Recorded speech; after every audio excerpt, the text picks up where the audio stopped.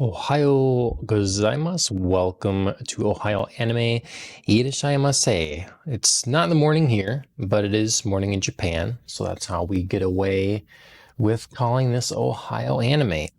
Anyways, today it is just me, at least for the time being. We have the link is out there to some people if they, the usual suspects, if they are able to make it at all. But otherwise, we're gonna just us talk, and we kind of have really one story we're gonna get to, so it'll be a little shorter episode probably. But give everybody an update on what I've been watching recently. We've had the big break now for Jujutsu Kaisen. So we have the recap episodes, and finally this Thursday will be a new episode. I have not yet watched the recap episodes, though I intend to probably tomorrow. And then, and then we get going again on that. So very excited for that. In the meantime, Netflix has had Zom 100. And if you've been watching the show, you know that Zom 100 is something that a number of us have been covering. And I'm still behind a little bit. I think I just watched episode 4. Yeah, episode 4. So it's still good, still progressing pretty similarly to the manga, I'd say. And yeah, I'm ready to keep going on that. I just have been getting to a lot of other things, but Psalm 100 has been good. I was planning to be reading and have already read and already done an episode of this show talking about Heavenly Delusion. Because Heavenly Delusion is a manga and an anime. They made the manga into an anime, and Phil has been watching it, and I have been reading it. The issue being with that is the manga seems to have gotten delayed. I had a certain day, and then I don't know why. I don't know why it was the wrong day. I don't know if it was delayed once before already, and then I got a second delay. But either way, it's not available right now. So we had to push that back. It's unfortunate because I've really been liking Heavenly Delusion.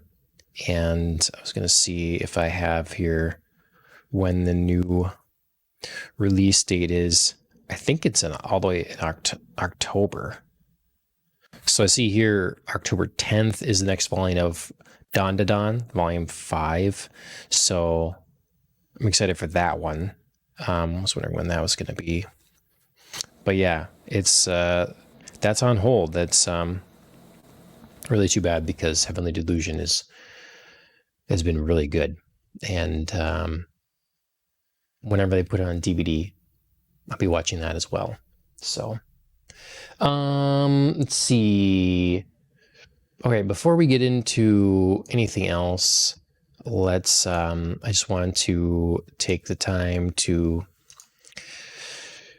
thank our let everybody know, like, they should like the stream, follow us, all that sort of thing. I always save this for the very end, but sometimes it's just that one extra thing, the reminder up top. Hitting the like button is appreciated. Subscribing if you're not subscribed already. And yeah. Okay, the thing I am going to really talk about, and we're going to go through here, I'm just going to, for anyone watching, share a screen so you have something to look at. All right. So this here is from Crunchyroll, and end up getting a lot of stuff on Crunchyroll for news, but they did this feature about the great artist Lisa. So I couldn't tell you off the top of my head the different anime shows that she's written songs for, performed songs for, but it's a good handful. She is well known. It's the first song on my anime playlist is by her, Shirogane by Lisa. So she is talented, and Crunchyroll decided to talk to her about her favorite anime shows, series, whatever. So we're gonna go through some of those, and then I'm gonna show you mine. Show and tell. I of course forgot my list, so I will have to when I get that, but I will do that after this. Number 1, Demon Slayer. I don't know if these are in any particular order. I guess they are numbered. But normally you count down, right? If you're doing something like that. So, Demon Slayer, Kimetsu no Yaiba. We've covered this show, the latest season. We're talking about it each week or whatever, or every couple weeks. And I think the general consensus among the people on this show, anyways, is that it's a very good show, but it has issues. And it's interesting if you look out there about, Demon Slayer is one of the biggest properties around right now, I'd say. And, but there's still a contingent of people that are upset of Demon Slayer. Anytime something gets too popular and people like that thing, then, well, you're not, maybe that's kid stuff, or that actually sucks. You should watch this list of other things or whatever. I think pretty almost objectively, you could say the show doesn't suck. Is it overhyped? Maybe that's something for discussion. That's number 1. Number 2, Sailor Moon. Okay, so this is another one that people will be like,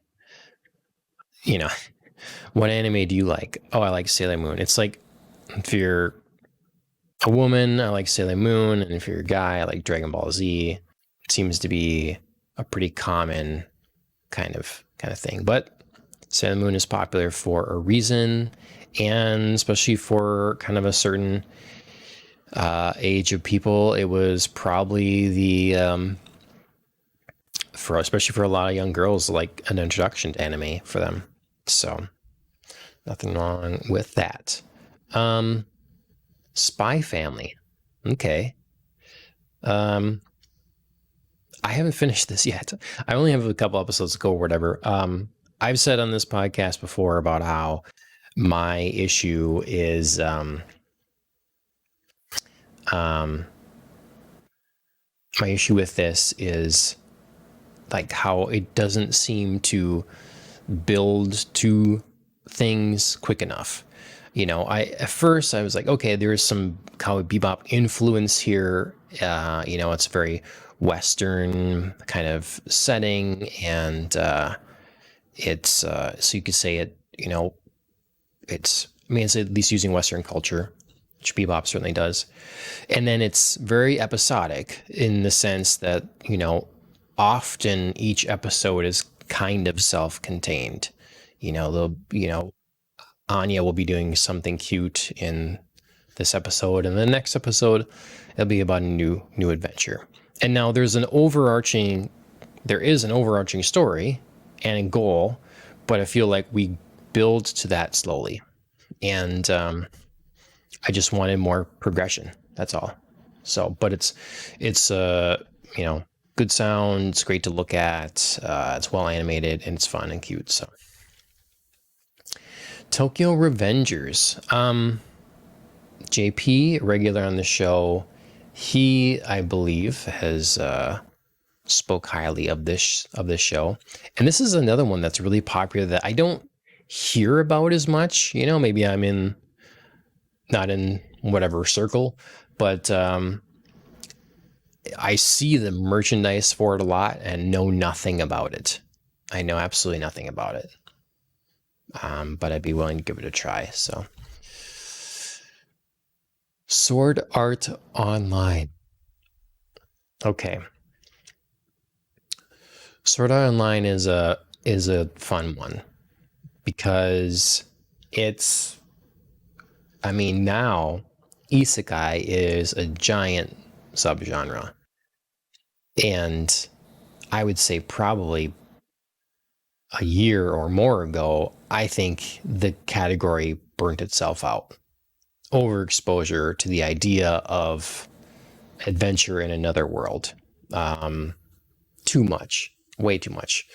And I'm not going to say that Sword Art Online is the first isekai, but it was definitely the first one really on my radar. And I think open is the thing that opened the floodgates to this subgenre. And well deserved. I thought that season one really it felt like a fun new premise. It was well drawn and animated and well acted. Like it just had an intensity pretty quick right away that was great. And I think basically the whole first season was rock solid. So yeah, I'm good with Sword Art Online. I got 11 episodes, I think it was, into season two, and it didn't hold me. I thought season one ended so well, and it really didn't need more. It was it was major disappointing. I've heard that after the season two, it gets good again. So if you agree, let us know. Fate Zero. Okay, so some people really have been coming out and saying, like Fate Zero is the thing that's better than Demon Slayer. You should watch Fate Zero instead or whatever. And I think also regular on the show, Andrea has watched at least some of this and liked it quite a lot, if I recall. I seem to think there's a lot of CG that I wasn't big into, but I do also remember years ago now, at this point now, at the anime conventions I go to, a couple of them anyways, I always tried to go to the anime music video contests. Some of that have just rooms playing AMVs that were submitted, and but otherwise there's also be like one of the cons is a guy that makes his own and he's always setting up and he does different themed ones, whatever, and so you can do a panel watching them, whatever. And but Fate Zero seemed to be a really popular one, not usually for people to focus an entire AMV on, but to take clips from, because some of the battles, especially over the time, were so cool. They did a really good job with the battle sequences and stuff, so they just looked really amazing. Otherwise, I don't know too much about it. So I think Andrew's talked about it a little bit too on here even, but all right. If this is how it's said, Hallelujah Boy 2 Boy. I don't know. I have no idea what this is. I can see by the art style, it looks like late 80s, early 90s sort of look. In fact, why don't we Hallelujah 2. Okay, there it is. Okay. Is also known simply as Boy. is a Japanese manga series written and illustrated by Haruto Umezawa. Is sequel to Umezawa's Hallelujah. I guess it's like a Hallelujah boy. Serialized in Shonen Magazine. Let's see. I want to see about the. Let's see. Yeah, it was in 1992. Was when it was in Shonen Jump. So, and then anime 97. Okay, so later than I thought. Late 90s. So, okay, well, that's a fun one. Something different, something to check out. Summertime rendering. Okay, this is the one where I started getting mad at Disney, because Disney, in my opinion, can't make anything good anymore. Doesn't seem really interested in doing that. So they started buying the rights to distribute anime now on their services. So summertime rendering, I don't know if it was on Disney Plus or on Hulu, but it was on one of those.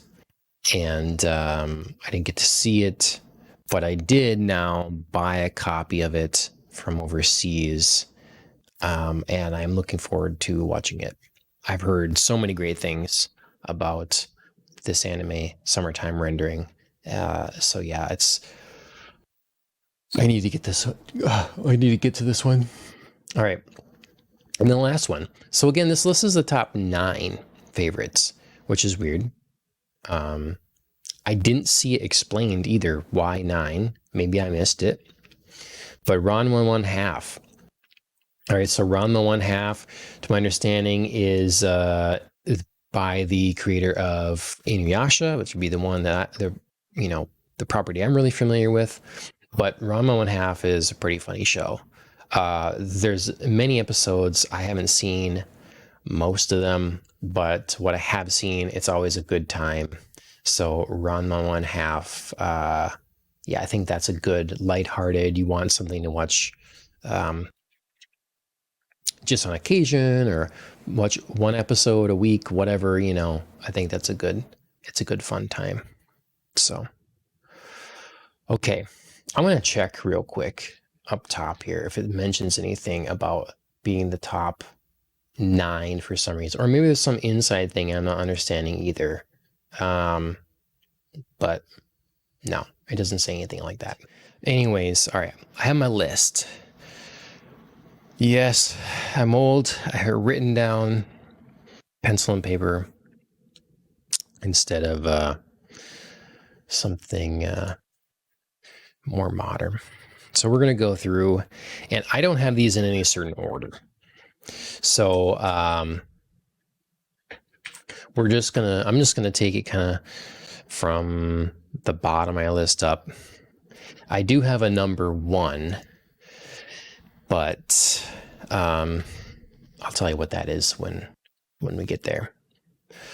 Okay, so I'm going to try to have something for you to look at. A lot of these, most you're going to be familiar with, so it's not going to be some sort of, oh, what is that show? But maybe we got new anime fans in here, and you'll be unfamiliar.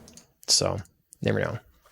Okay, first one up is Death Note. So get a picture here. Yeah, look at him. Looks like this has been messed with a little bit. Anyways, this is Death Note is a show that I think for a lot of people was, again, in my age bracket or whatever, was a pretty big deal in getting like some people to consider anime yet past. Because I think plenty of people still probably thought, well, anime, it's more for kids, and a lot of the stuff was that make it over here was was certainly focused on that. Pokemon or whatever, even something like Dragon Ball Z or whatever, shonen sort of things.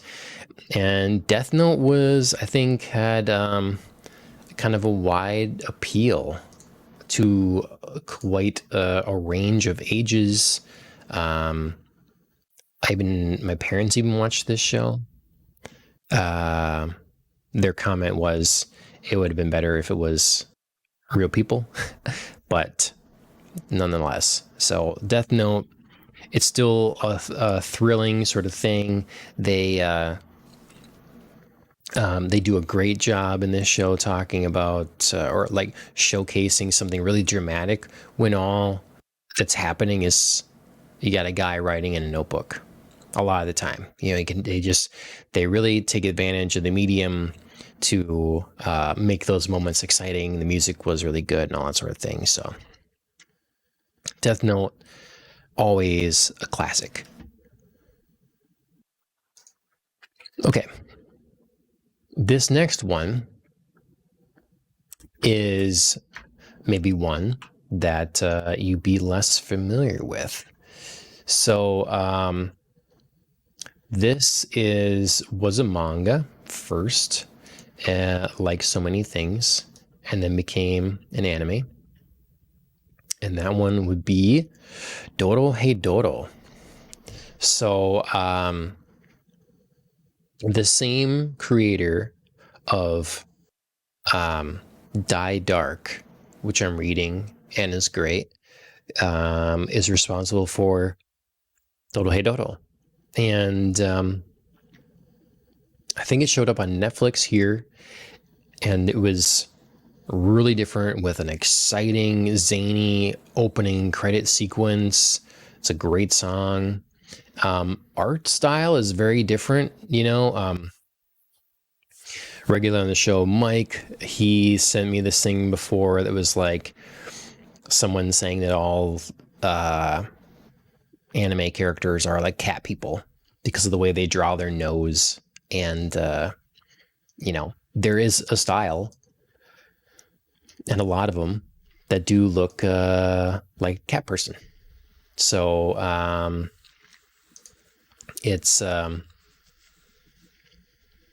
but so you get these trends, these fads in the way the art is designed or whatever, and styles. And this is definitely not any of that. This is very much its own thing. It's super unique. It's in a world that seems unfamiliar. I like this about this creator. It seems to not, he's okay with just like, let's make our own world. We don't need to explain all that much about it sometimes, and yeah, Dorohedoro, I wish there was going to be a season 2. I just don't know that it's going to happen. It seemed like it was going to, and I think they made an OVA or something, and now I just don't know. I just don't know if enough people watched it. So, okay, let's see. Next up, this one is another, let's see. I'm just going to share this window. That'll be easier. Okay, so next up is a show that is a little bit older.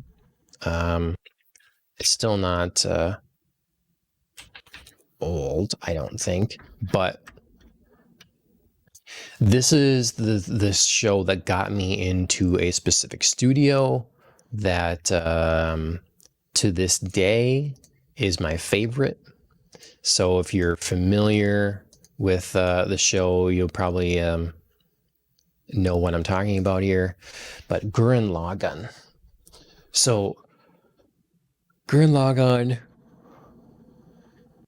Oh man, sorry, it's like yawning. I'm gonna make everyone yawn out there. How obnoxious.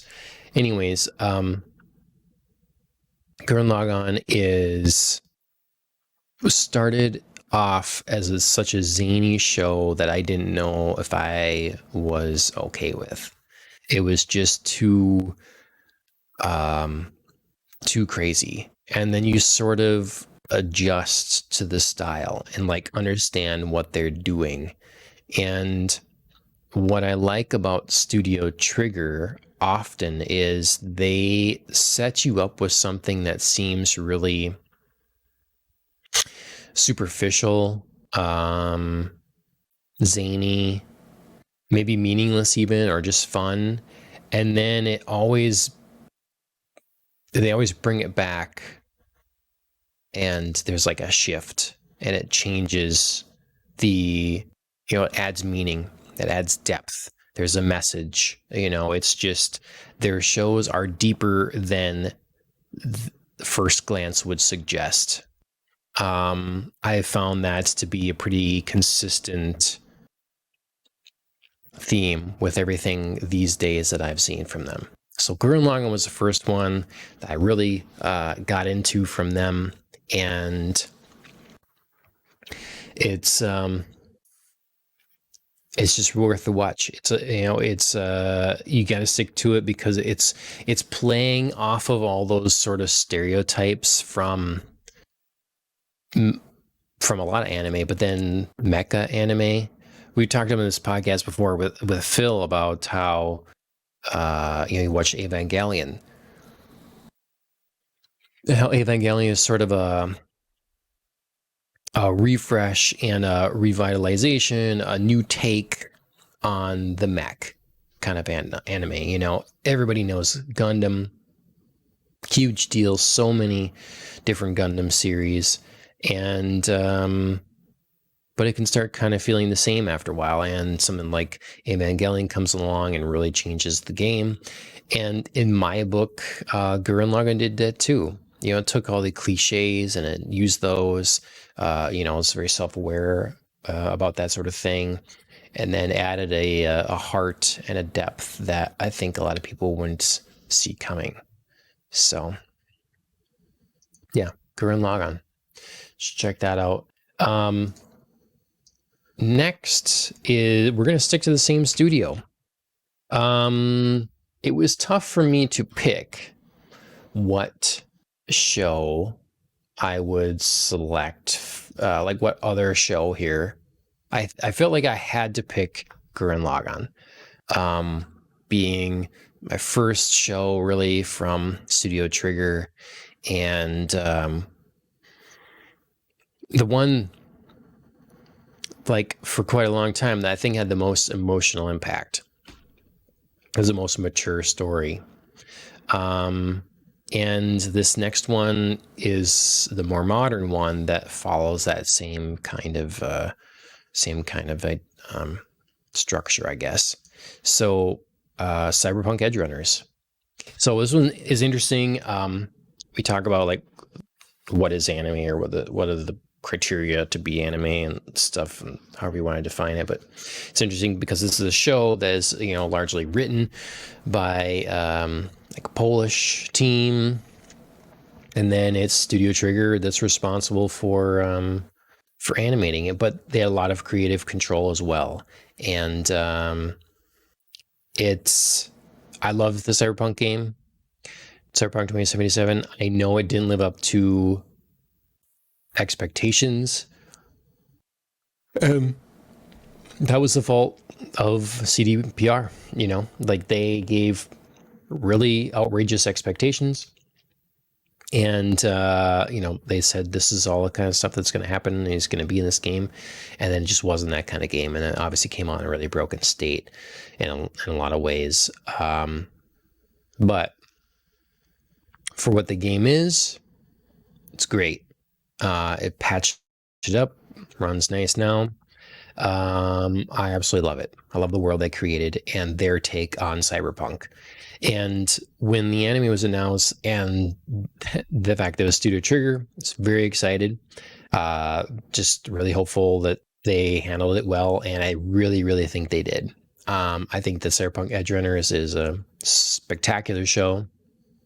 They really deal with color nicely. I mean, most Studio Trigger stuff is a lot of like vibrancy to it.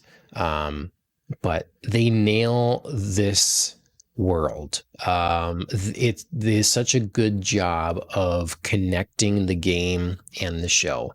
Like even without the game, the show is great, but it's even better because of all the things that connect. They use the same sounds for the, when there's phone calls coming in, and they you see like the places and the people and the gangs and all this stuff. Some of the music. It's just like they tie together. That's great. And the story is not one that, it's not something that I think anyone in any mainstream American anything would make now, in most any medium, frankly. The way that, I won't give spoilers away, but how this story progresses, what it's about, and how it concludes is just not something that would be deemed suitable, I think, for audiences today. And it's just I have some complaints with it, but overall I thought Cyberpunk Edge Runners was really well done, and it's not super long. So like if you're someone that issue, I guess the thing I'll say about this, and it's not an issue for me, but this is like other Studio Trigger shows. It is a Studio Trigger show, and with that comes a certain level of zaniness and over the top, which to someone that is not, I would say, to some level seasoned in anime.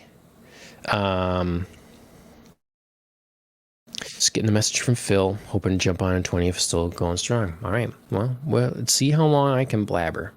So, because I want to see what Phil's top 9 are. Anyways, I think you have to be a little bit seasoned in the medium of anime, probably, to really enjoy this show. Or it might be too much, the chaotic movements and stuff, and the ridiculous physics and stuff like that might just be too much. I even have problems with it. It's like one of my issues with the show is there's a car chase scene, and the way the cars move and stuff is just so insane and over the top. And again, that's what you can expect from them, but I thought it didn't need to be in this spot. So, but Cyberpunk Edge Runners. Okay. So we are, let's see, we're about the halfway mark of the list here. Anyone, make sure that you let me know what your top 9 list is, in the comment sections anywhere. And what you think of mine, like something that should definitely not be there, that sort of thing. But this one is tough because I have to give a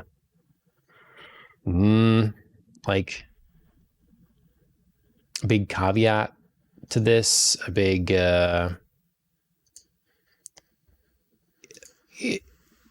debated on this one. I went back and forth. So anyways, it's Promised Neverland. Promised Neverland season 1.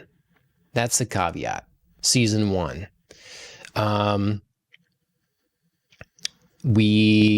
Myself, my wife, and Andrea cosplayed for this con.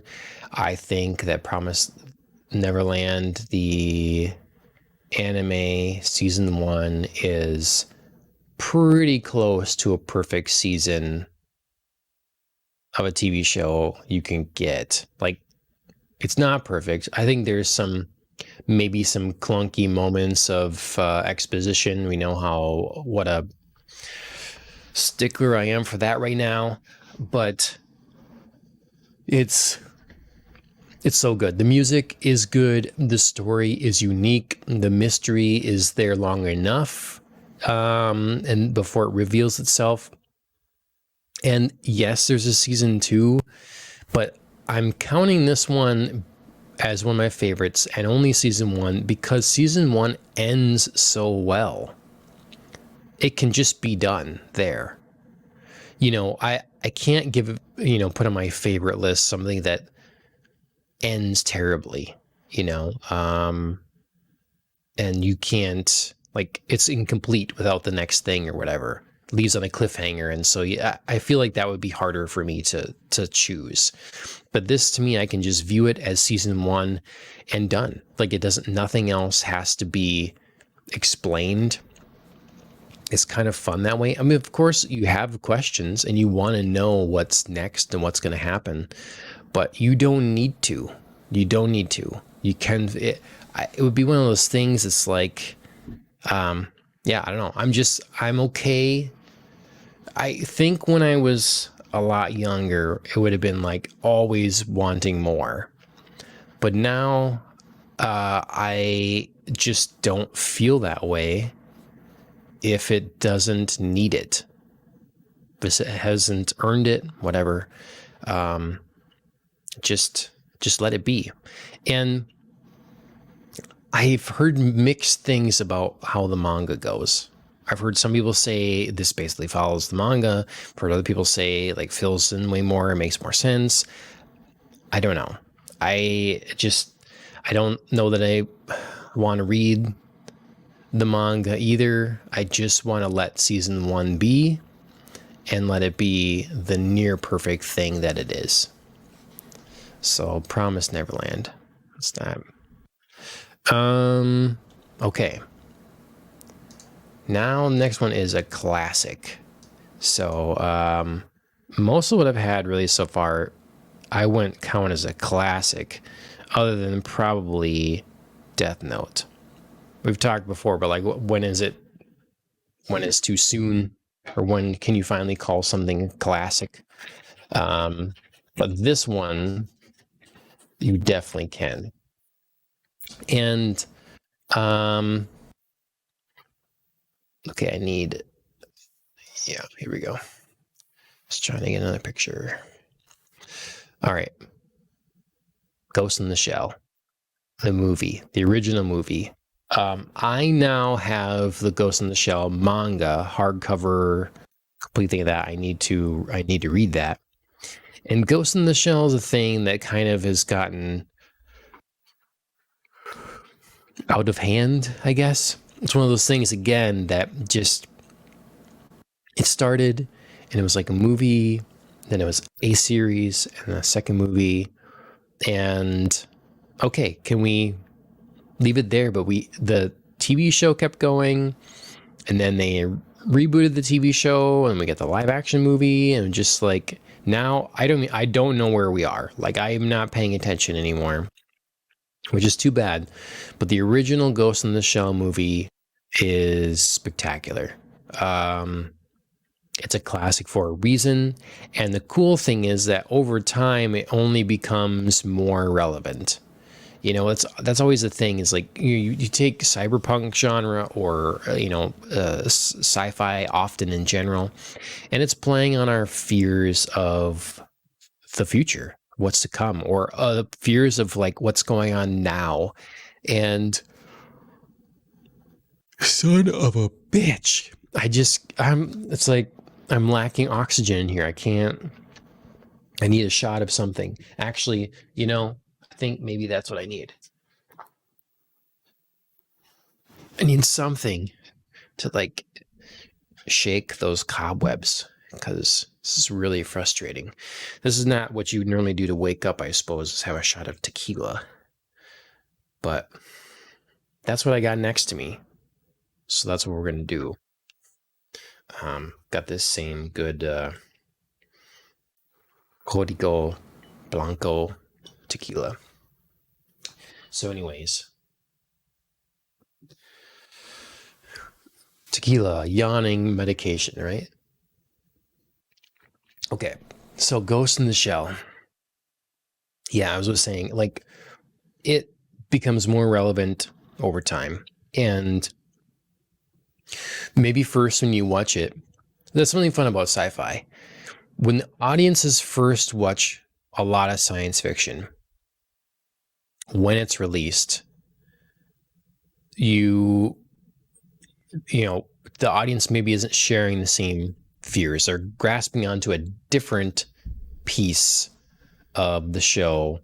You know, maybe when you're first watching Ghost in the Shell, your concern is, a future where it seems like, you know, there's a lot of poor people around, and you enjoy it for the action sequences, and you question, okay, yeah, what would it be like to, you know, to have a robot body, or isn't that kind of cool if I could enhance my body and have better seeing eyes or be tougher or whatever.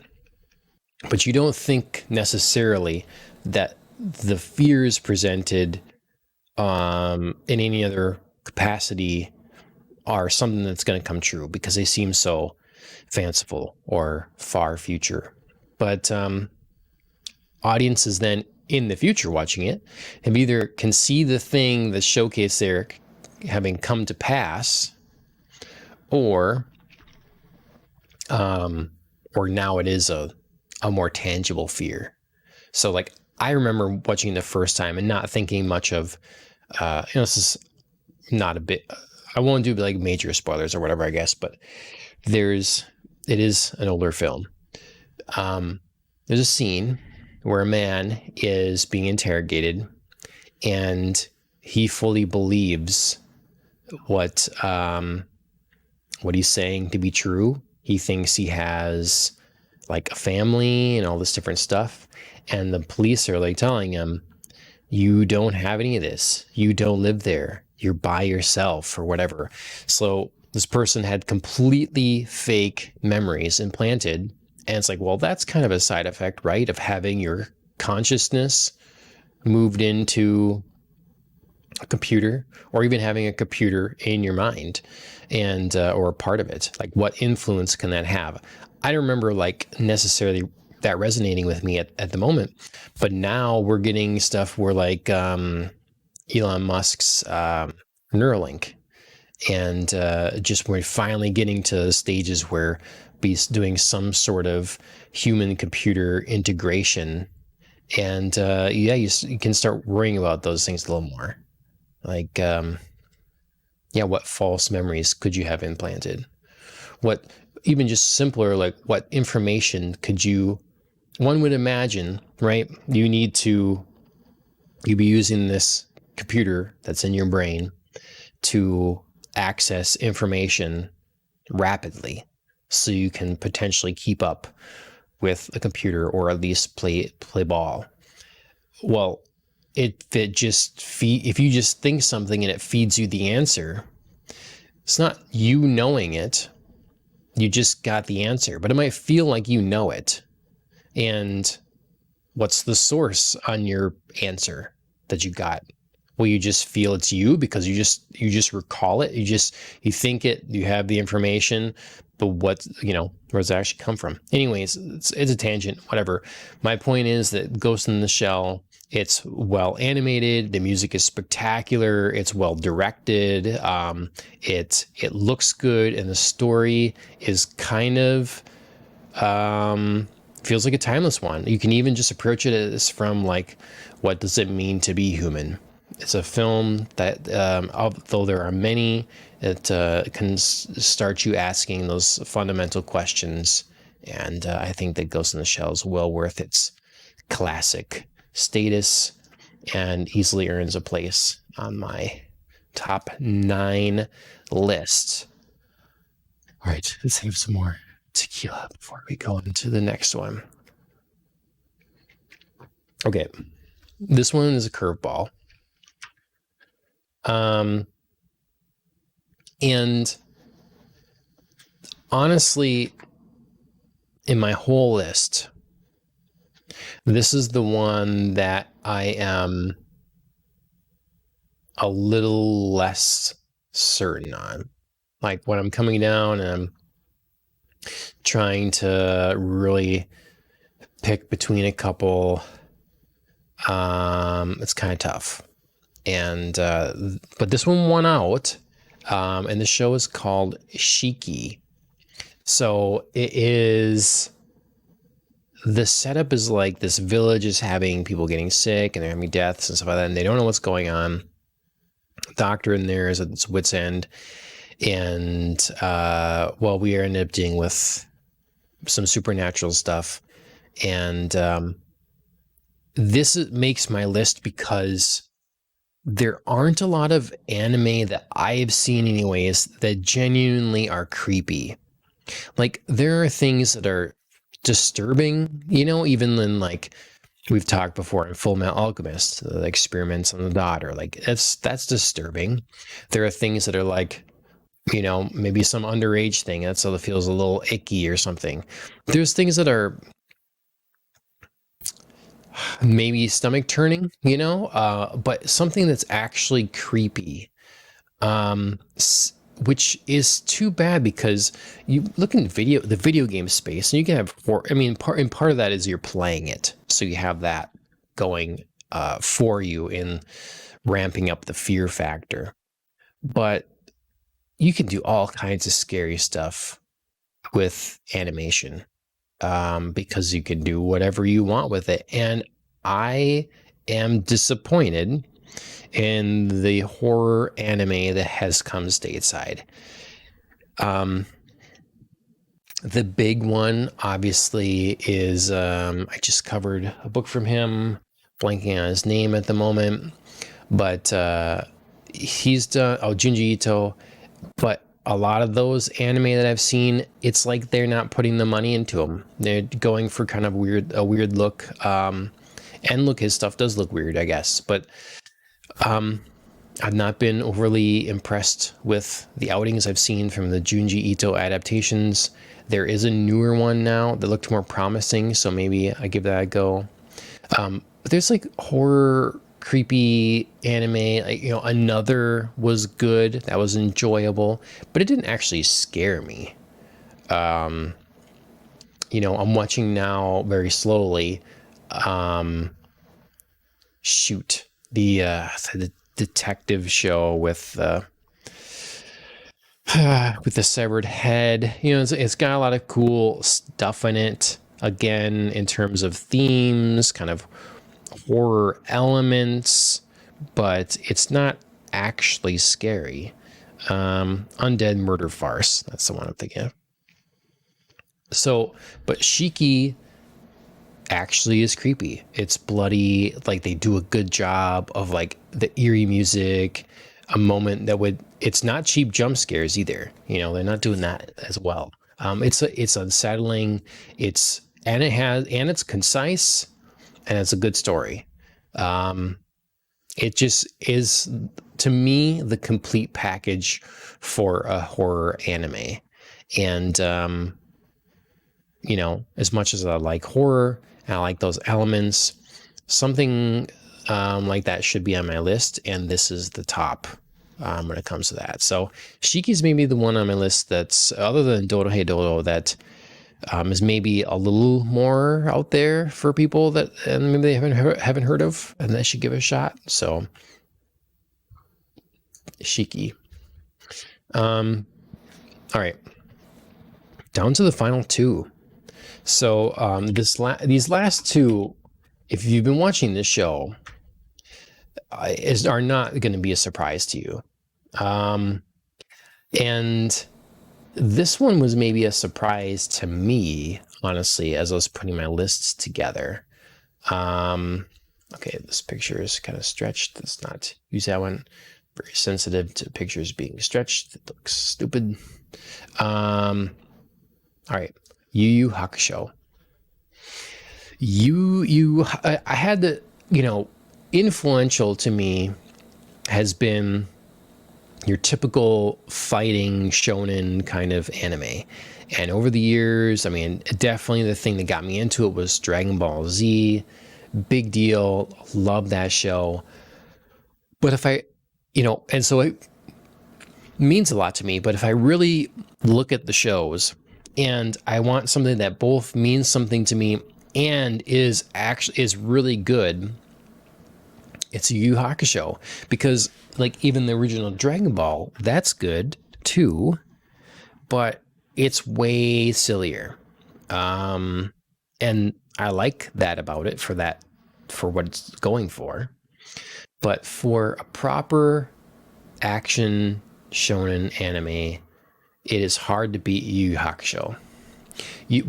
Nowadays you get a fun throwback art style. Anyone that's tired of whatever art styles we more commonly have now, you get to go back and have a different one. JP would maybe complain about the animation. I don't know. It's not up to his modern day standards or something. But it is 4 seasons and done. It all all seasons are good.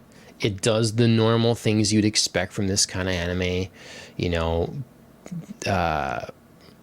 beginner thrown into another world, having to like make the tough choices, leave home, whatever, training, tournaments, all that sort of thing. It's all here.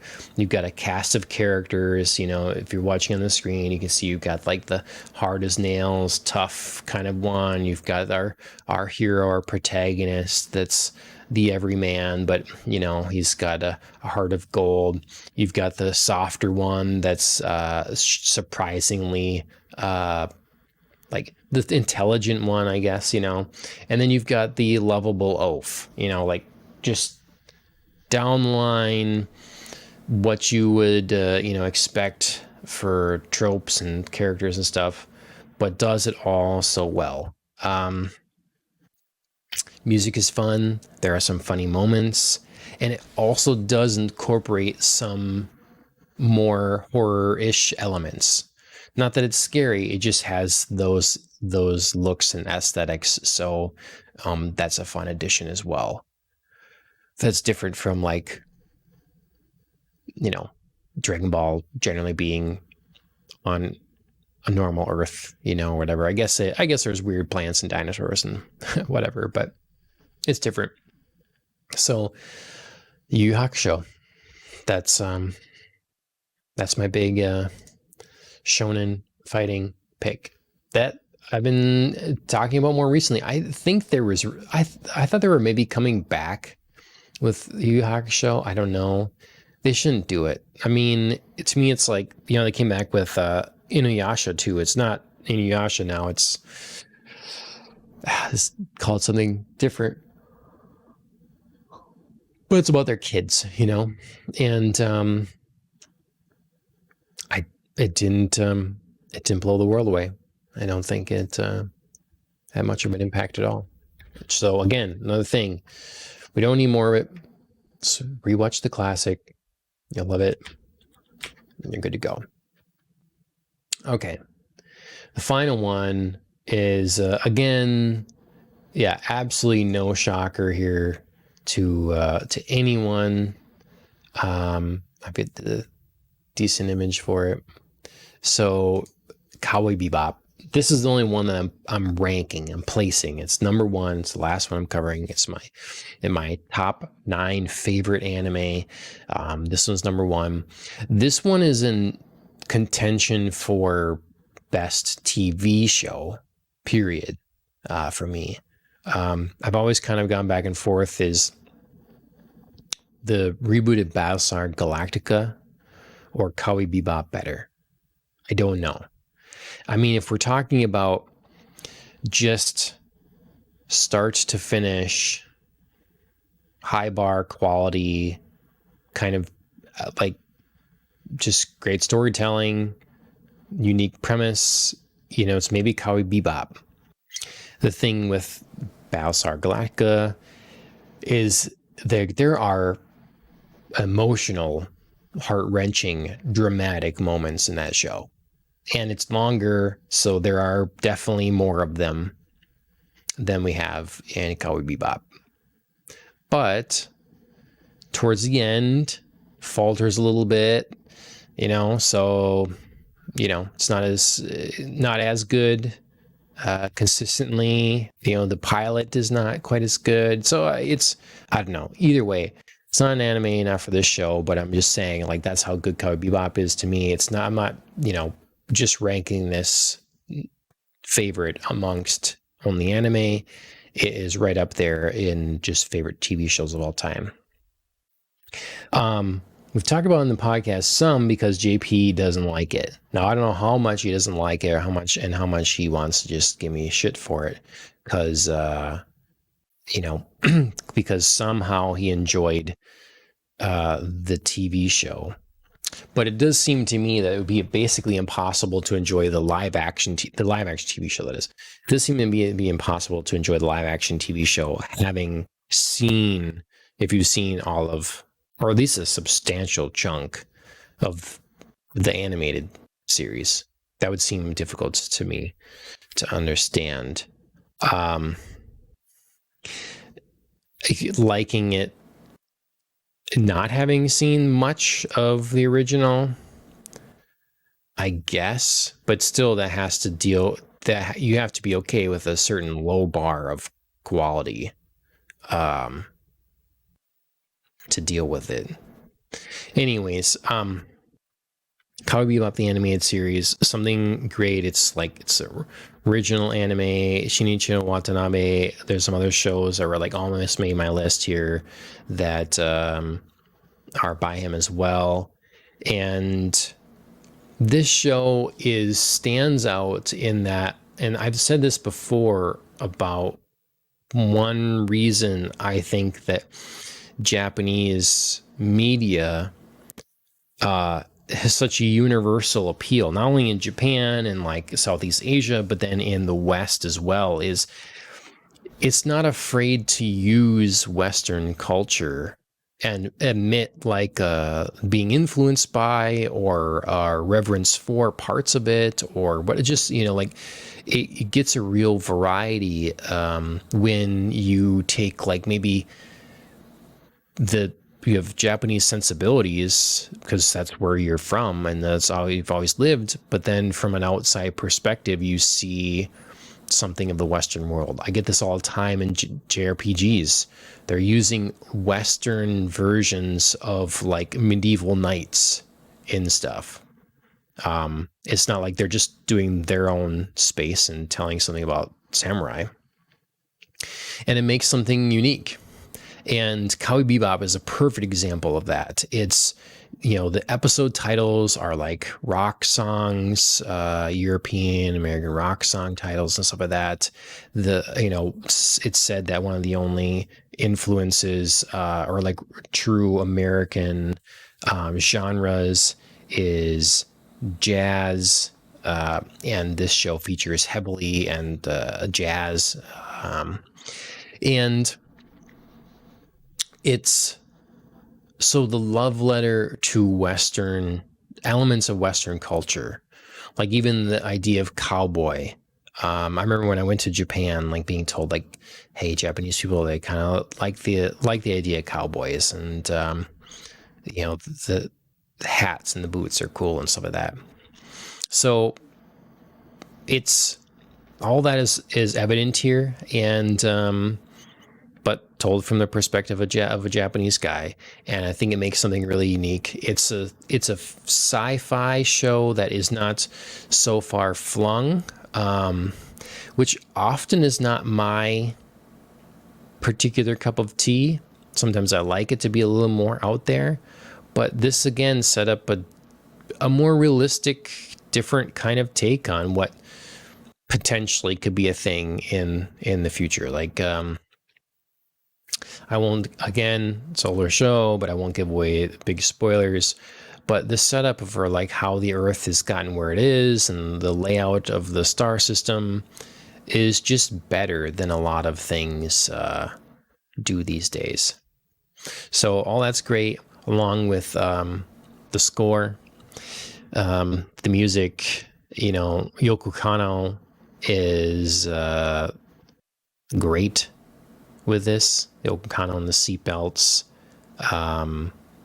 It's I have like I don't know how many albums there are now at this point. It was like 5 or more, but I have all those. I remember when this was a thing. Streaming wasn't whatever, anime wasn't here like it is now, and I bought on eBay from overseas the CDs for too much money, imports. And so yeah, the show's meant a lot to me. Like as far as like what I get out of it, I get out of it like a reminder of being happy with what you have, a contentment, because you see that from the crew of the Bebop in the sense that like Faye is never content. You know, she's always reaching for more, and she's reaching for her past and stuff like that. But like Spike and well, Ed seems like the ultimate in contentment no matter what. But Spike and Jet, you know, they just get by and they don't have a lot, but they make it work, and it's always on to the next day. So it was I like that element of it. I also think the show does a good job. When I'm not necessarily, I was a big fan of this, it does a good job of being that episodic show where a lot of times it's each episode seems like its own contained thing, and it kind of is, but it's like developing the characters a little bit as you as it goes. And so I thought the pacing was good there,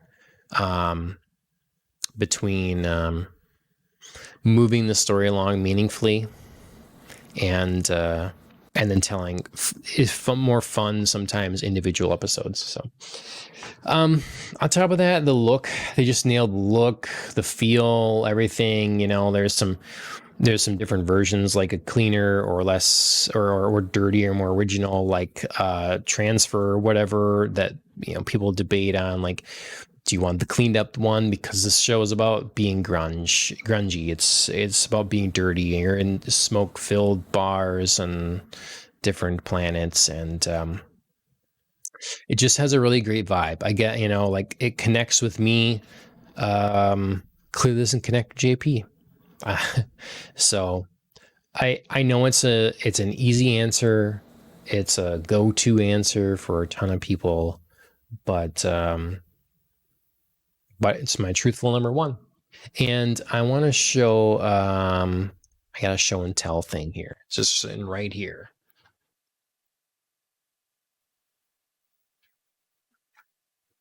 So for those that are watching, you get to see, I maybe showed this on the regular podcast before, I don't know, but so I have a couple different versions of this show and physical copies. The one I bought from overseas, import, and I got another one here. We have Phil joining us now, so we're gonna pop Phil in here, and I'm gonna show him this as well. Hey. Phil, how's it going? Well, it's going well. Sorry, I kind of jumped on late and probably can't stay super long. We're prepping to host my family for Labor Day. It's like 30 people here, so. Oh my God. Fun times. I mean, it's like my siblings, my parents, and all my nieces and nephews, and my kids. So it's just, you know. Be a zoo. Yes. Yeah. Chaos. Yeah. So, you know, feverish cleaning and organizing and such, you know how it goes. It'll feel like an anime, you know, some zany anime. I can picture that now, your house, like cleaning it and everybody just like ping-ponging all over the place. Cleaning montage. Yeah. Yeah. 100%. Yeah, no, it's good. Good. I'm glad I was able to jump on. Yeah, I haven't been able to stop yawning, so I'm sure that's really helping the audience here. They're loving it. They're like, oh man. Yeah. Yeah, fair enough. Yeah, it's hard. It's hard to, you know, carry it by all on your own shoulders. So I'm happy to jump on. I'm on my last. I have like other almost made it to my top 9 list. Oh right. But this is no surprise. I've been talking about I didn't number them other than my number one. My number one is Cowboy Bebop. So to sure. Nobody's shock or whatever. But I was going to show everybody this that maybe I haven't seen. This is a physical copy of the show that I have. That's cool. That's designed to look like it's a vinyl record. Right. Kind of thing. And I have comes with episodes set up like their track listings. That's cool. And some art cards and stuff like that. Yeah. And I have it signed by 2 of the voice actors. That's really cool. Spike, the voice actor for Spike, and the voice actor for Jet, English voice actors, they both signed it.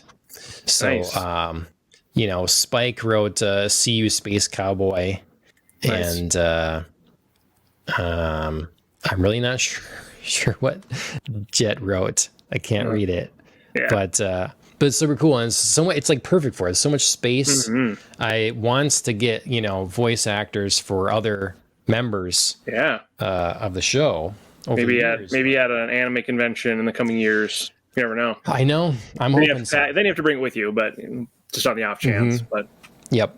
it'd be worth So it. did you manage to? Do you have a list of top 9? I do. I kind of, I may have mentioned on a different pod that over at a certain point, I was like, I should track what I have seen, and then what I want to see. So I have like on my notes app on my phone, I just keep on my like tons of lists because I'm very forgetful. But one of them is my complete anime list, and one of them is anime I want to watch like next or stuff I'm Okay. interested in checking out. So I did just kind of rearrange some shows, generally in my top 9. I don't have them like ranked completely, except for like you said, like top kind of like 3 or 4 maybe. Okay. All right. So I'm just gonna run through list. Just tell you mine quick, so you're in the know of those. Right. In no particular order, other than number 1, Mm-hmm. Death Note, Dorohedoro, Mm-hmm. Gurren Lagann, Mm-hmm. Cyberpunk Edge Runners, Promised Neverland Season 1, Ghost in the Shell the movie, Mm. Shiki, Yu Yu Hakusho, and Cowboy Bebop. Man, you want to know how many of those I've seen?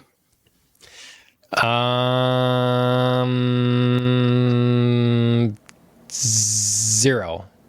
Cowboy Bebop. Okay, yeah, okay. But yeah, not a lot of them. Oh wait, there was one. Dorohedoro. I've been this close to just like one of the last couple nights. Like I was just gonna check this out. I'm just gonna check this out, but then I always decide against it. I will definitely watch it, but it looks super cool. It is so weird. Definitely got to be in the right headspace for it. Yeah. And I was telling people, it's like if you're feeling that thing where everything is the same, Mm-hmm. the art in current shows maybe all feels the same to you, or whatever, and whatever you're watching or something. Right. This is completely different. It's just very different. It's its own world. Yeah. It's its own type of storytelling.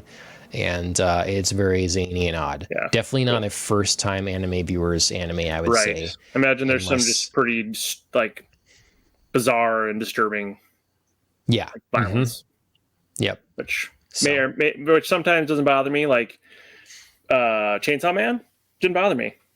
Sure. Attack on Titan, not my favorite. So I don't know. Yep. It's hard to say before I watch it because both are violent in their own way. But interesting. Run me through that list one more time again, John.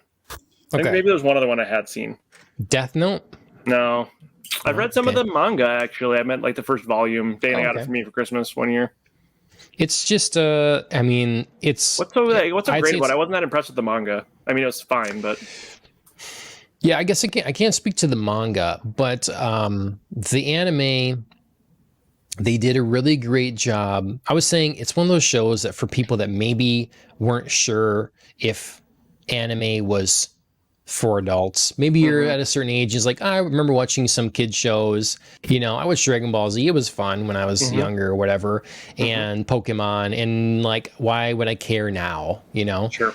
Death Note is a good classic one to watch yet, because it deals with the issues of right and wrong, and puts you in a situation, giving you a lot of power. What would you do? And so it explores that, and it does it through crafty writing that, like, both the protagonist and our antagonist feel like they're on level playing fields, and the back and forth between the two, the kind of cat and mouse, is really good. And they also, the way they animate what would be normally a mundane scene, kind of like in a sense, they elevate the animation in Zom 100 to amplify it over the manga.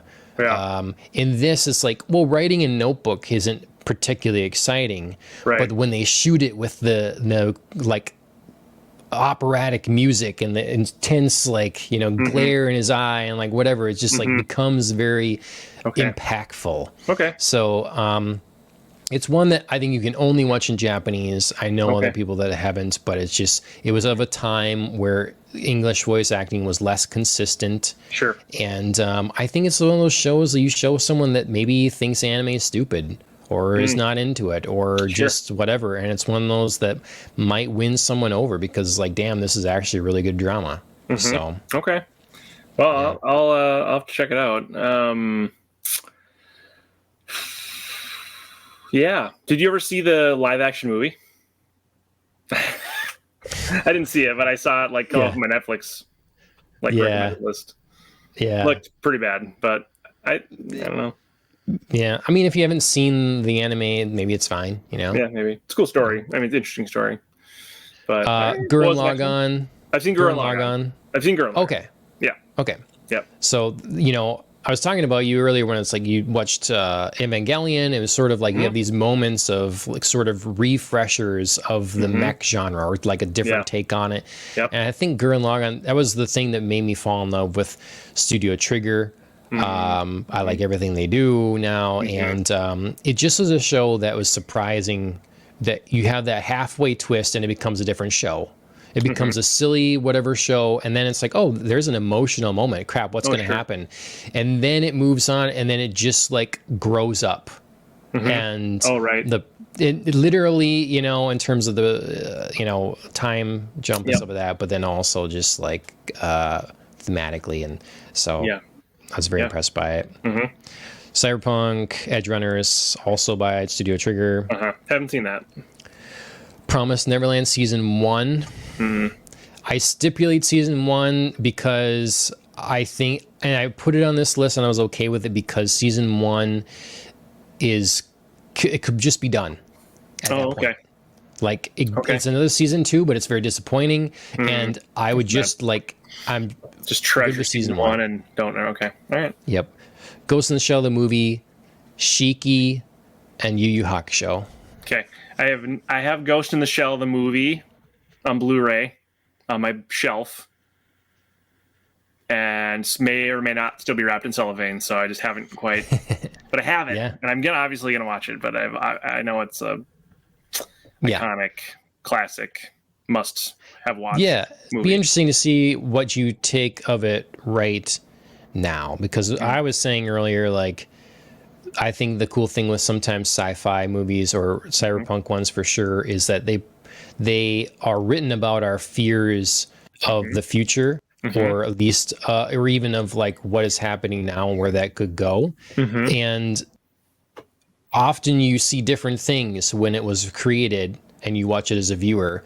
You dismiss a lot because it's so far flung, and then you move ahead 30 years, watch it again, it's like, oh, that maybe that resonates with me more now, this element of it, because time has gone on and new things we've seen more. So no, for sure, I'll be curious to really curious to watch it. Excellent. Then Shiki and what's she remind me what that one's about. I think I've heard of it. Shiki is just a horror one. I thought there should be some horror anime on this list, and there's not very many good ones that I am familiar with. If anyone knows of any great ones, let me know. This one actually creeped me out. Like, it did a good job of actually being startling, disturbing. When I think anime can be so good, could be so good for this. But most of the time it's lacking. And it just, I think this was the, all around a good solid one season of horror anime. Okay. Yeah, I think I realize this is an anime, but an anime like American animated show that we're both familiar with, revolving vampires, is probably as like horror as I get. I bet that's probably feels like the limit for me. But okay, so I know it's not like horror per se; it's more like vampire genre. But and that's the thing.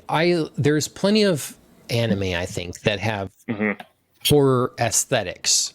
That deal with horror things, and I often like those kinds of things, for sure. It's like Underworld, the movie, live action movie. It's not a horror movie, but it deals with vampires and werewolves, and so it's cool like that. It's not scary really. So no, I guess Castlevania is not really scary either. Although the last season with the with the like thing the body they put like Dracula and his wife back in. Oh, no spoilers. Oh, well, whatever. We talked about it on that. Yeah, that's crazy. That's some wild stuff, but it's not really horror to your point.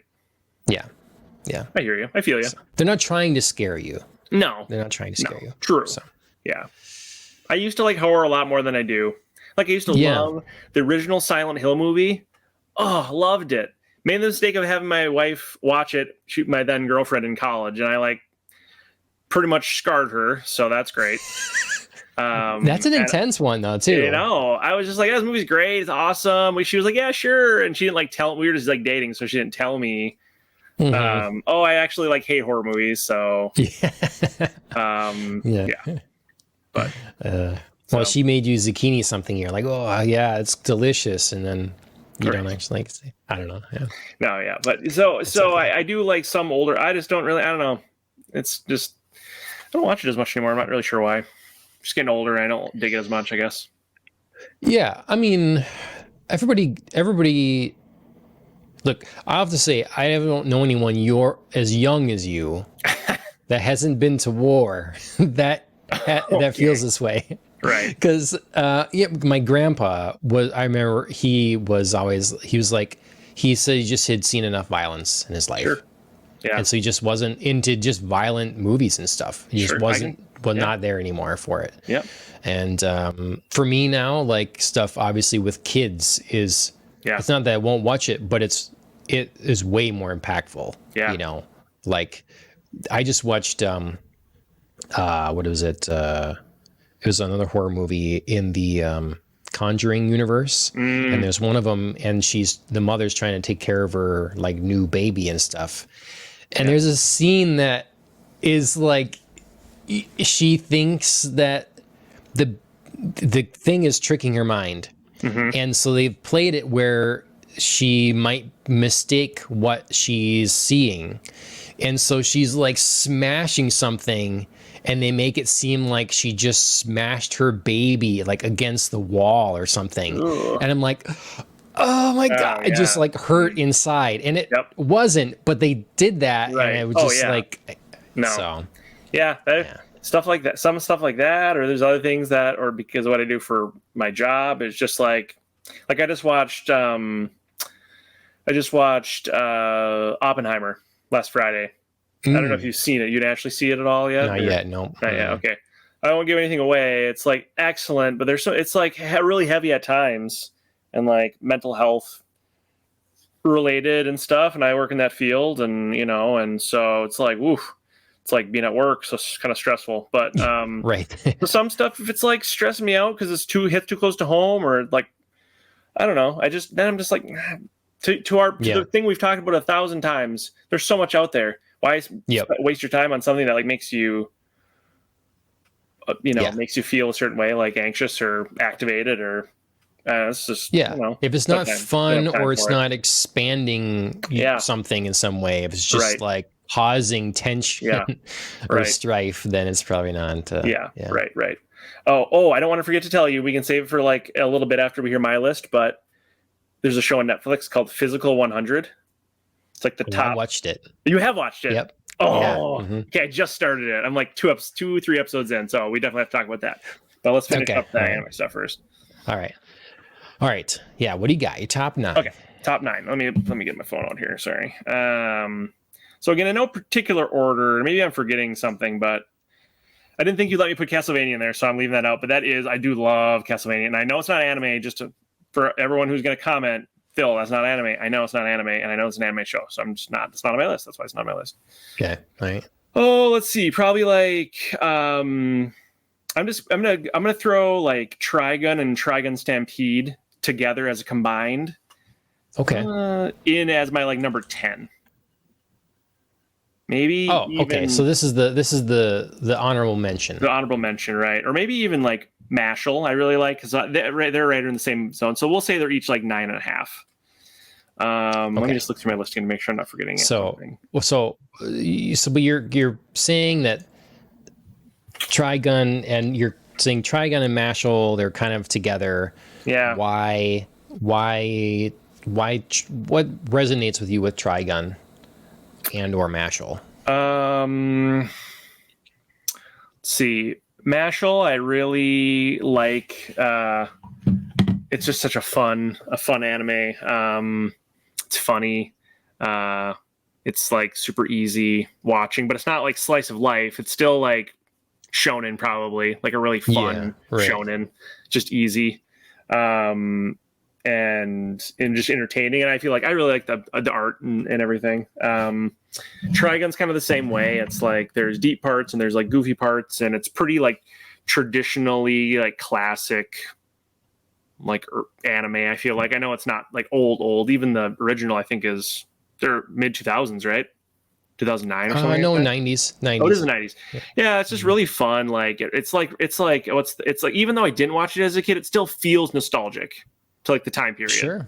And that's when I was, you're maybe a couple years younger than me, right? But we grew up in the 90s mostly, right? You and I. So it feels nostalgic. And it feels like comforting, like something you did watch as a kid or when you were younger. Right. So kind of like I feel like a lot of those like Cowboy Bebop and some of those other kind of Adult Swim anime. They're not my favorite anime of all time, but like Samurai Champloo, I feel like there's a lot of similar ones from that kind of time period. Sure. And like the 2000s, early 2000s. Let's see here. Okay, so I also have. I'd also say I'm gonna actually change up a few things up here. Sorry, viewers. I'm just okay. And then okay, so I'm actually gonna add a couple into like the honorable mentions. Sorry, because I think they deserve to be talked about. Okay, all right. So actually, I'm just adding one more in the honorable mentions. And it is probably I don't think this is one of the best anime I've seen, but I just like it so much because it's so fun. But Record of Ragnarok, it's just kind of like a trashy, if there is such a thing, anime about like the gods deciding to like wipe out all humans, and then Valkyries which are god and human, like to intervene to give humans a shot to do like a human versus god 10-round battle, and if the humans can win the more matches, then they'll be allowed to live. Essentially, is the premise. You learn that in like the first step. That's Buddha, by the way, so that's cool. Nice. So you learn about the premise in like the first episode, and so not really a spoiler. And then you just see all these matches, and the matches last for like 3 or 4 episodes. So like each match is basically a mini like in-season arc. There's been 2 seasons. It's on Netflix. I think that it's stylistically cool. I like the art. I don't know that it's animated super well. I mean, I can kind of tell it's more poorly animated than a lot of shows I watch, just with like they'll show like the same frame and just move a couple little lines just to make it like there's some action. I'm like, that seems a little lazy there. So some of that stuff. But then thematically and stylistically, the art is really cool. And the way they portray the various gods that you've heard about through history is really cool. And like the pairings they do, and the humans, they obviously all the gods are from history. And then the humans they pick to be like the champions. The champions, thank you, for the humans, are real like warriors from history, and they're not necessarily ones like the first one, again, not really spoiler, is Lubu, who was like this, I think like ancient Chinese warlord or something like that, who I guess was like a real dude, or like pre-China maybe, and I guess he was like savage, like through the history. So it's like they pick cool people to be the ones to go up against the gods. Like I said, it's probably not like, I don't know, maybe, I mean, I'd have to hear from someone who really knows animation well, but again, but if you enjoy it, it's super enjoyable. It's just fun. And it's fairly violent, frankly, so it's certainly not for everyone. But it's in like a battle royale, like deathmatch one-on-one scenario. It was just really fun. Anyway, so that's like up there, it even though it's seems probably like not that great. one I would like for sure. Yeah, it seems like one I like. Yeah, I think JP maybe watched it too. So okay. Well, I know we're not Andrew going to win did. any like awards, but it's super fun. Sure. And then so now I'm getting to my actual list. Sorry about that. All right. I would say no particular order. And then we can talk about them. Mob Psycho 100, Neon Genesis Evangelion, Zom 100, My Hero Academia, Heavenly Delusion, Demon Slayer, Jujutsu Kaisen, Chainsaw Man, and then One Punch Man. I would probably say is my favorite. I've watched it longer, but Chainsaw Man and Jujutsu Kaisen are probably like, right there up. Like those are like my top three. And I love Demon Slayer, but I think I like those other three better than Demon Slayer ultimately. See, so it's interesting because I put on my list, it was, my sheet here of contenders. Mm-hmm. I did have Chainsaw Man listed, but I'm like, it's still going. And it's one season. Sure. So not that I'm setting that as a prerequisite. We went through the musician artist, her Lisa's top 9. That's what spurred this on. And she includes like Demon Slayer as well and some of that. So like there's no you can't have something that's currently going, but to me that is risky. Like I love Chainsaw Man and it will be a contender for my favorite. Sure. If it maintains this kind of quality, because right now I've only seen one season and it's kind of short. It's not like back in the day when you'd always have this 26 episodes. Yeah. No, those days seem like gone. And it's also something that doesn't end like it could end. Like I'm giving the excuse to Promised Neverland season 1 because it could just wrap up with season 1 and be done. And I am perfectly happy with it. Chainsaw Man leaves off like you need more. It's obviously continuing, So that's just one thing that like affected my list was, well, is it done? And because how much Demon Slayer, at least there's a lot. We're a few seasons in for sure. It's pretty like feeling pretty safe to know what it is, Right. But. Well, and frankly, One Punch Man, the second season was not very good. Really? Kind of to your point. Yeah, no, it was like the different studio did it. I forget who did the first and who did the second, but people, even I could tell, like, it was not as good as not as well animated, and it's not as good as the first season. But then I kept. That is one that I actually. Like for like a year, I had a subscription to Shonen Jump online, and then I just read so I could read all the.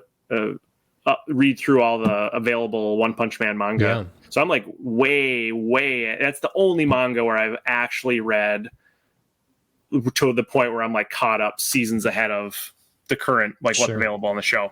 Also, it's been like a year since I just saw it on social media. I forget which one, but something about how it's happy anniversary of the last time what the studio making One Punch Man was like, information's coming out like any day. Exciting news about like season 3 a year ago. So no one has any clue when season 3 might be out, which is a bummer because it's this what I've read in the manga is like wild. Have you seen any One Punch Man?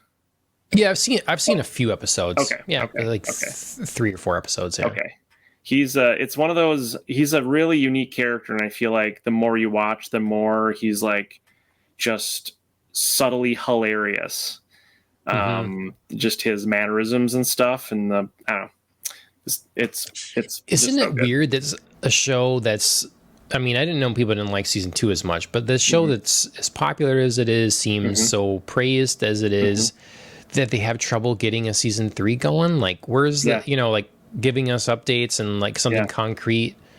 It's just it's strange how that happens sometimes and falls apart.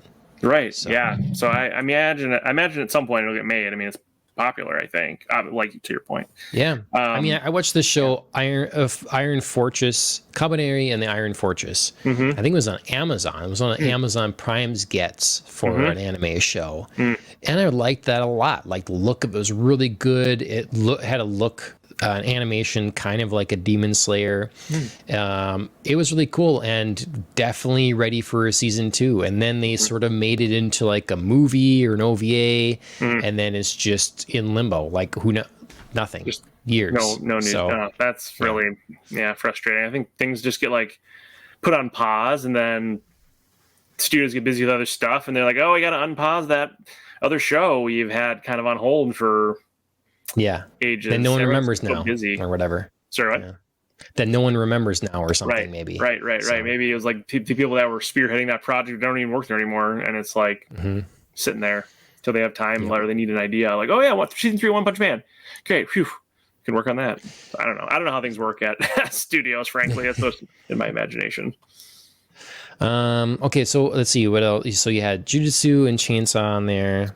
Yeah, and I wanted to point. I mean, I think I'm so much newer to the game that I mean, I haven't seen enough. I haven't like some of those more classic ones. I mean, I don't know, you've been watching a lot longer, so I mean, so a lot of mine are newer. I would say I've obviously been watching more new stuff than there's so much amazing new stuff, and the new stuff is so like beautifully animated. Not that the old stuff isn't, but it's just so much more like draws you in.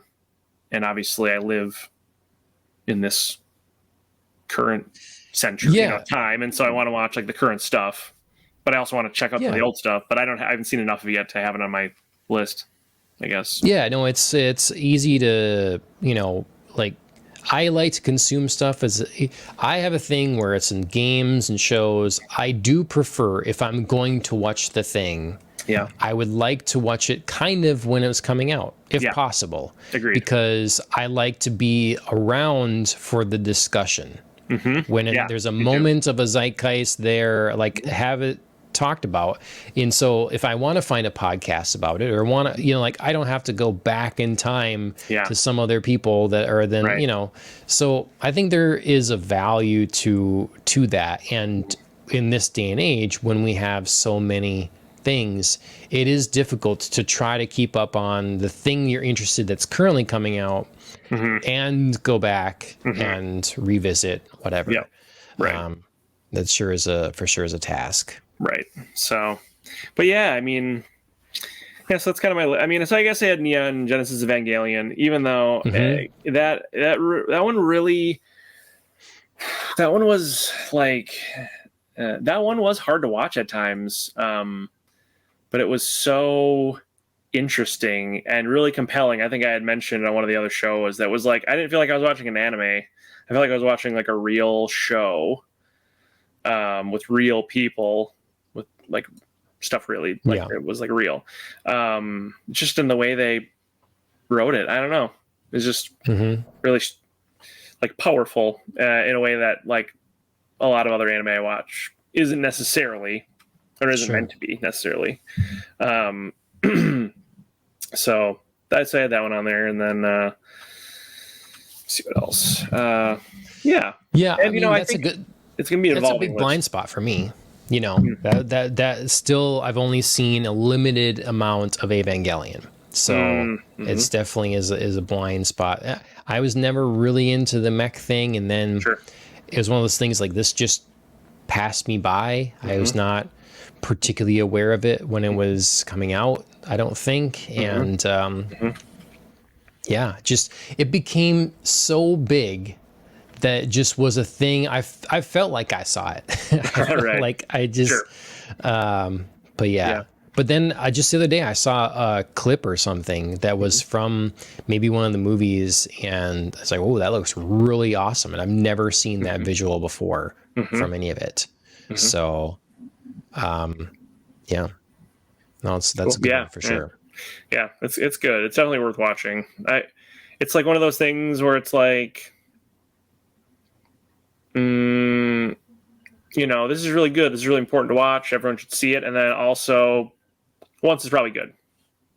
Sure. You probably don't need to watch it again because it's pretty heavy at times. And so, I probably would never watch it again. Sure. But glad I watched it once. Let's see. So, but I do know you've watched a lot, so your list must be pretty big yet. Yeah, I mean, I can tell you my whole list, but it's not that big. No. Okay. No, like, and Okay. I've watched some shows like partial. Like I've watched some of Full Metal Alchemist Brotherhood. I watched like half of like Kill La Kill. I've watched the first season of Attack on Titan. I've watched maybe the first half of a season of Fairy Tale. I've watched like half dozen episodes of Samurai Champloo. I've watched all of Cowboy Bebop, all of Gurren Lagann, 2 or 3 seasons of Sword Art Online. First anime ever, fun fact. I thought Recommended so. by John. I kind of thought that was going to be on your list actually. Yeah, actually. But Mm-hmm. it kind of fall apart more because I had mentioned it because it was on Lisa's top 9. Sword Art Online Sure. is one of them, and Yeah, I guess I just probably could move it in there. Actually, it's. I mean, being as it has a more important like, and I did like it. I think it's been so long since I've seen it. Mm-hmm. I don't not remembering how much I did like it. I have a few things I went back. It was like I remember loving this so much. Yeah, But I would kind of have to go back to it now to verify that I still love it so much. yeah. Maybe I need to do that with SAO. No, you don't, I'm gonna add it to the list. because your to watch list is so long. So Right. Well, true. Yeah, but let's yeah. see. I've seen Dana and we haven't been watching it lately, but we're in season 2 of Over the Moon for You. It's like that rom-com I think I told you about months ago. I've watched a little bit of that time I was reincarnated as slime, like a couple episodes, and then Hell's Paradise, which is up there, but not quite in the top like 10 or top 9 or whatever. Yeah, I mean, I think that's pretty much it. I've been trying to make sure I have everything on there, but I can't think of any that I have seen that I haven't recorded down of that. Okay. Yeah, you're making progress. Yeah, I feel like I've watched a lot in just a couple of years. Yeah, for sure. I've watched and like My Hero Academia. I'm nearly caught up. I'm in the current season. I think maybe the current season just is done now, and so I probably have a half dozen or more episodes to watch. But I'm mostly caught up, and that's like 6 or 7 seasons. That's a lot. That was a lot of I think maybe like a year ago. I was usually marching through that, and that took me several months, and that's pretty much all I was watching, anime wise. Yep. Yeah, I mean, I notice on my list a lot of the things that I put on here are more contained. Mm-hmm. Death Note, it's like a couple seasons. Yeah. Dodo Hey Dodo needs more seasons, but I think it's done. I think they're probably not making any more, so it's one. How many? Log on one season. Yep. Okay.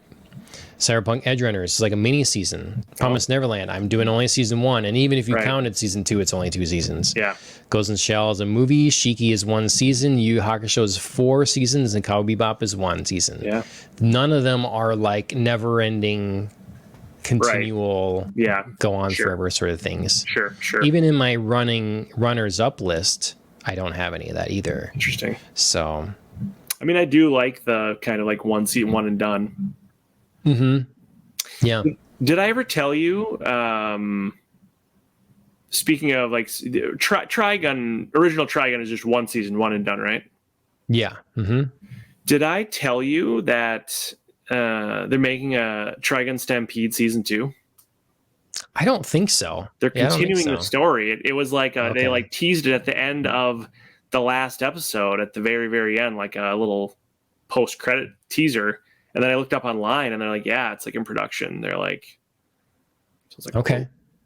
I was like, "Well, I don't." This might not make John happy. I don't know. I don't know about this. I mean, I don't know how much of the manga exists. I don't know how far the manga goes. Sure. There were some pretty hefty volumes. I remember it's like Trigun Maxim, I think it was called, or something like that. Back in the day, and So if there's new content, would that be a push for you to be like, maybe I want to watch Trigun Stampede so I can see more of the story? The thing is, I'm guessing if I watch Trigun Stampede, I'll have a hard time getting over the differences. Sure. That's my guess. What if I watch season 2 and I'm like, dude, this blew my effing mind? Well, then yeah, then I'd probably try to push through, and Maybe. unless something really just bothered me. And I mean, people tell me that, you know, Dustin will tell me that Andor, Star Wars Andor blew his mind too, or something like that. I'm like, I'm not touching it. I'm done. It's done. Sure. So no, but Okay. maybe, but Right. I'd have to, if I watched the first couple episodes and it was manageable, and then you came back and told me season 2 blew your mind, then yeah, I could deal with it. So. All right. All right. Cool, man. Like I've said, I think last time we talked about it, it's CGI, but it still is like, as far as I can tell, it still looks cool as hell. Like it's still like well done. And I've put up with CGI things before. There's Dodo Hey Dodo has CGI stuff in it. Demon Slayer has lots of CGI stuff in it. This is probably harder because it's all CGI, pretty much. Yeah. Like there's a movie of a manga that I absolutely love. The whole thing is CGI. I don't love it, but I enjoyed it enough. You know. Yeah. So okay. Fair enough. Yeah. So yeah, I just thought I forget. I was like, oh, I gotta tell John about that. So like, yeah, I have like my runner up. I was like Death Parade, Kids on the Slope, Full Metal Alchemist, the movie, Kill la Kill, Gundam 08 MS Team, Samurai Champloo, Beyond the Boundary, and Kotoro-san were my like in runner contention here. Okay. That's kind of deciding between. So. Kill la Kill, I see, you watch that or whatever, like it that's I feel like you watched that too early. Yeah, probably. You watched, Yeah, I watched that a couple years ago. Yeah, that was I liked it, and also I was like, this is very strange. Very, very strange. And now I feel like I would just be like, this is anime. I mean, I think it's even known as a pretty out there anime. Yeah. Like, I mean, it's not like, again, it's a Studio Trigger thing. Like they are like excessively over the top in the stylized action and stuff. It's just, it's so in your face. Yeah. And I'll keep saying, in the right state of mind, that's the way I'll put it. Like there are things that seem like when you're watching it, it's like, this makes so much sense. It's like normally you're watching it, it's daylight, watching it, you're completely sober. You watch the it's like, that's great. Why this? It's so crazy. And then a different state of mind, you're like, that completely makes sense. That's so right. And that's a show that has just like it just really, I don't know. When you're in the space for it, it hits the right notes. And it's so frenetic. Character design is so awesome. Yeah, it's just a ride. I love that one as a ride. Like Studio Trigger always tries to like have a kind of meaningful turn, sort of lesson. I think this show is sort of a commentary against materialism. But I feel like it just didn't hit as hard or land as well with Kill la Kill, and whereas some of their other shows. So sure, okay. So yeah. I think. Sorry, go ahead. No, I'm just glad you were able to come on to give me a list there and stuff. For sure. No, I'm glad I was able to pop on. And before I have to hop off here, did you like Physical 100? Yes. All the way through. Okay. So I watched it in the earliest days of our kids just being born. Okay, sure. And we're up at like all hours or whatever, but it was just a thing like we had on TV. Show for child rearing. I mean, I lifted weights while watching him. It's like I can't sit here and eat chips. I have to like. Oh, I do. So I like dumbbells. It's like I'm just like, these guys are jacked. Like I will never be. I'm not even gonna try. I mean, obviously, I need to try. I could try. So. It was an inspiring show. It was a show that like only Southeast Asia can make. Like look, if a Western studio made this show, it would be half about the drama between the people. Yes, 100%. That's what Dana said. Yes, you'd have like 100 just American dudes and chicks just like trying to yeah. bang, Well, they try to find each other's exes to put them on the show. And then behind the scenes, they tell them this person said this about them. They had to have scenes where they're like, spur on fights and stuff. And this is just like wholesome cooperation, Yes. like respect for one another, like to a point where it's like almost like it's kind of funny. Like ogling each other's body, like wow, their body's so amazing. Like, oh, it's, you also have an excellent physique. It's like, hey guys. Yeah, they're very polite and nice. I get it's what it's similar to, and there's like not even a host. It's just some disembodied voice who like talks to them and tells them what's going to happen. It's really fun. It's like I get the same like very relaxing vibe that I get from watching the Great British Bake Off. Everyone's just like so nice to each other, and there's not really. I mean, there is something on the line in Physical 100, but there's not really anything on the line in Great British Bake Off except top bake, like to be the best. Yeah, don't win anything. So people just treat each other really nicely, and it's just so relaxing. If you ever hear anything about new season of Great British Bake Off coming to Netflix, you let me know, because there's been one in a while. Oh wow, okay, that's great. Well, you keep me updated on who you think is going to win. Okay, it's still Physical 100. I will. It's still early days. They're still not even like a third of the way into the first knockout contest where they have to like one-on-one. They have to keep one of them whoever ends up with the ball last. Yeah. Stays. But like if you find couple favorites, you're like rooting for, let me know who they are. Okay. And then as time goes on, who you like would hope to win, maybe think will win, that sort of thing. Yeah. So, okay. Cool. Because I had fun with that, and then having none of my picks be what we got. So I'll be curious. Well, and certain things are going to suit certain body types, and and it isn't like the biggest dude's gonna win always. But there's a good variety of challenges.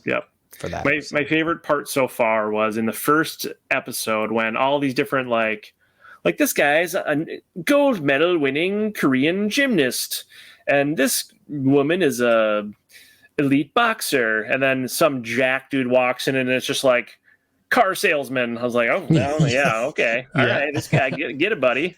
He just tows the cars himself, reposition. He just pulls them. Yeah. It was funny. There was a couple like that where I was like, "Oh, that's not." This dude just loves to work out. That's cool. Yep. Yeah. Wish I had that kind of commitment. Maybe not, but it'd be cool. That's the Ohayou Anime Podcast Workout Pact. Shall begin. Oh, hey, yeah. Well, okay. Well, I'll try. Yeah, I mean, I think everyone I don't wish to spend the time in the gym to maintain that physique, but I think everyone's like, oh, I'd love to just be jacked and not have to like work for it, Or like having a personal trainer if I was rich and famous and someone could come to my house for an hour a day and just like, I didn't have to think about like, what lifts am I going to do today? What muscle group should I work today? Someone just came and like worked me out for an hour and a half every morning, and then that I would do. But once you have like your a routine, you don't have to think about it. Like once you get it set up, it's like I do this, if like you're really gonna lift, it's like I do legs these 2 days of the week. Sure. I do chest these 2 days of the week, and I do cardio. Like it's just like, so then it's just the rhythm. And I mean, for me, like yes, without any work, ideally, sure, you could pick whatever. But like to me, I think a realistic expectation or goal because you have to, when it's not your job, you have to balance life and your fitness. It's so if you're The Rock and your job is your body, sure, then that's your work. That's that's the sacrifice you make for your work. But for anyone that's not their work, then you have to pick something that is more sustainable, that allows you to still live the rest of your life in a meaningful, reasonable way. Sure. Yep. Yep. It's always for me, it's like, I just don't ever feel like I have enough time, and I'm just not willing to get up at like 5:30 in the morning, and I'm not really willing to give up my couple hours at night when I like I'm not working, doing like housework or like doing some, caring for my children. So it's just about like I'm not prioritizing it at this moment in my life as much as I probably should, and I just need to. Obviously, I'll get there. But yeah, I mean, obviously, I have time; I can make it work. But yeah, I mean, I have the goals of like people. I see the people that like are teaching their kids how to do just exercises, and so then the exercise with them, put them on you put them on your shoulders and do squats, so that, and then they can have fun with that. And oh God, my kids are way too big for that. Savannah's Savannah's like up to my shoulder. She's super tall, and she's only going into. But she can lay on your back while you do push-ups. Yeah. Oh, I don't think I could do them though. She's too like, she's a string bean, but she's like tall. She's like so, and Flora's probably Flora I could. She's still pretty teeny. But just involving them, like we do at the gym, we do like you have a partner that you do sit-ups with, and so you rotate like holding out your hands. You put a baby on your feet to hold your feet down. Yeah, you had two of them. That's what they weigh. Stop crawling away. Yeah. All right. All right. Oh, speaking of, just real quick. Speaking of, you mentioned The Rock. Did I tell you guys about the show I'm watching on Netflix with The Rock? Oh, yes. Ballers or whatever. Yeah, we talked about that. Yeah. Okay. Yeah. I remember when it came out. I remember being okay. advertised a bunch. Yeah. I never saw it, but okay. But it's I would just say it's a real bingeable show, and if you like Entourage type HBO shows, it's right up your alley. For those out there listening. Yeah. So it's quite fun. But won't win any awards, but it's fun. Well, maybe it should. Maybe it should. Yeah. So maybe it has. It's like 6 seasons in. I don't know. So okay. I'm just discovering it now. So I'm way behind the 8 ball. Nice. All right. Well, I appreciate it very much that you were able to jump in here and give us your top picks. And yeah, I stopped yawning when you got in here. Perfect. Yeah. So you just needed it worked out. Pod buddy. That's all good. I'm glad I jumped on. Yeah. All right. Thank you everyone for tuning in. Make sure to follow, subscribe, and all those places. Next week on the regular show, Andrea and I are going to be talking about the James Bond book/novel, Live and Let Die. So we read the book, and then we're going to watch the movie, and we're going to talk about the differences and all that sort of thing. That's cool. So make sure you're subscribed for that. And then I've had lots of other reviews and clips and all that sort of thing on YouTube, so check those out. Killing the Flower does our main theme song for the main show, so you should check them out on streaming services. TrackMouse34, that's Mike's account on YouTube. Go look for him for racing content. And MJ Honeybee is a friend that streams all the time on Twitch. She was streaming today at Dead by Daylight. So yeah, make sure to check her out. I wonder if she's still on. She might technically still be on. And she did tell me I need to start rating people more. But I don't know how to do that stuff, Phil. I'm not sure either. It's not okay. It doesn't look like she's on. So some other time. But anyways, that's it for our show. We'll see everybody next time. Phil, thank you for joining me. And talk to you later.